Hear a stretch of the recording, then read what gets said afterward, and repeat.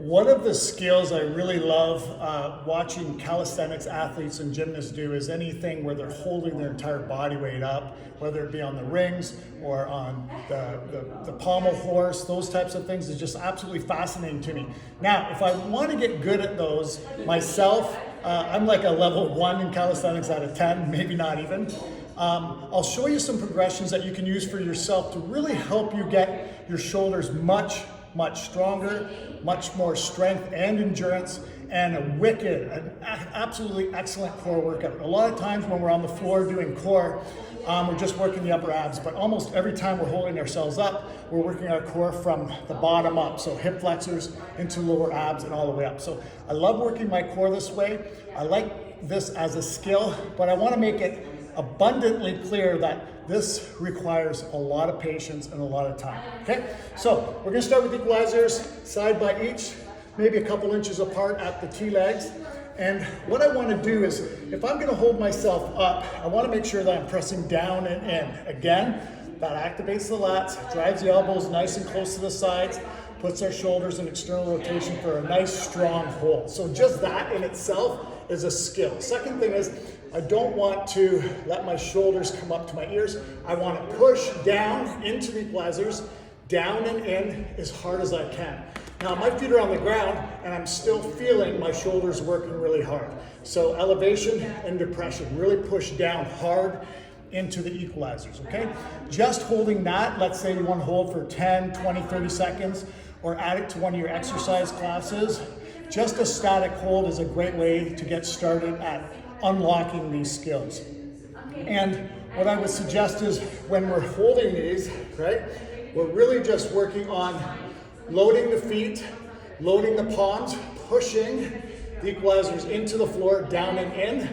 And think about not just holding yourself up. Think about, like, does Chuck Norris do push-ups? No, Chuck Norris moves the earth, right? So I'm gonna push down in and really try to move the floor, try to push the equalizers into the floor.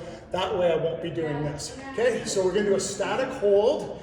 We're gonna start with 10 seconds, 20 seconds, 30 seconds, that type of a thing. And make sure when you're doing these in your programming to do them early in your workout. When you're tired, these are so hard to do and it's probably just an injury waiting to happen.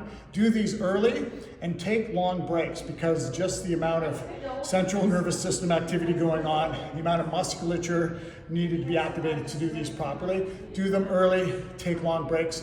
The one thing when I started training with calisthenics athletes that really threw me off was I'm used to being in the weight room doing HIIT, doing boot camps, doing boxing, and it was just go, go, go. But they took long breaks, sometimes 5-10 minutes just to do 2 or 3 reps. And that was really foreign to me. So I'm not suggesting you need to do that long of a break, but I'm suggesting that those long breaks help you have maximum energy for the next set to get really good at those 2 or 3 reps. So we're holding ourselves down, progression number 1, pushing equalizers down and in. And now we can start adding some movement. One knee up, next knee up, one knee up, next knee up. I don't have to have both feet off the ground. I always have one foot in contact with the ground, okay?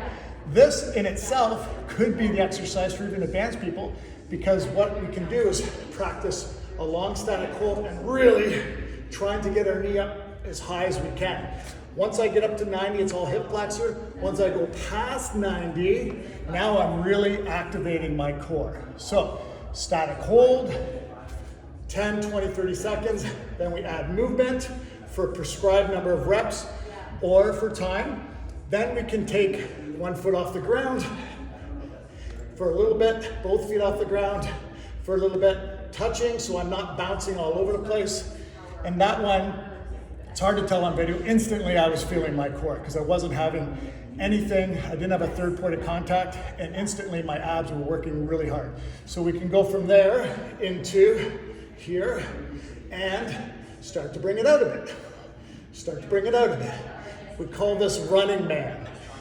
Whoo! Higher my knee goes, the further I reach out, and the slower I go, the more I'm gonna feel that one. But again, that could be months down the road before you even get there. Practice your static holds. In all honesty, like, patience is a virtue. The turtle wins the race. all of those sayings come into play when it comes to this particular exercise, okay?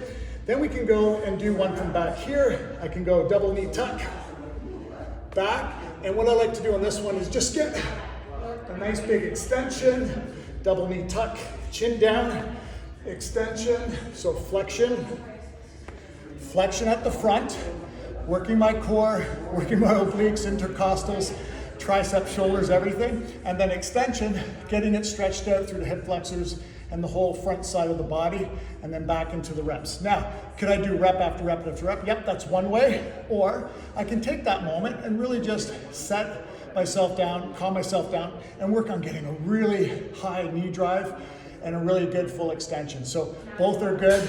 There's no right or wrong answer for that one, but you can practice both of those. And then eventually, you can go into maybe a little more of an L sit. I can't really hold those, but I'll go up nice and high. Into a tuck, into an L, into a tuck.